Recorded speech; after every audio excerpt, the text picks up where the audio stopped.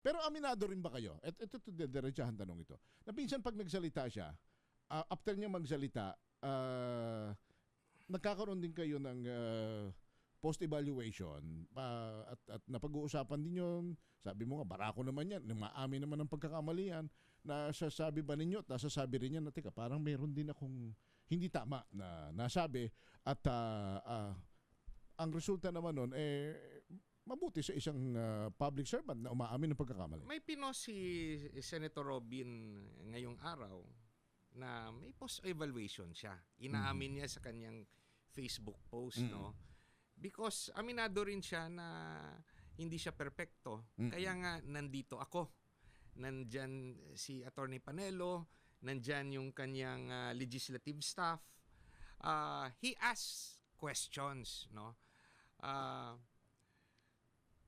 It's a continuing process for him, but sabi ko nga, at the end of the day, desisyon niya yan.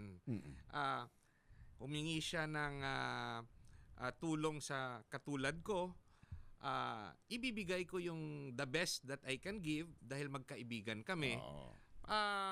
At sa aking sinabi nga, nasusurpresa rin ako dahil there are certain topics, there are certain reactions na galing lang talaga sa kanya, hindi namin na-anticipate as lawyers, na hawak niya yung pulso ng masa.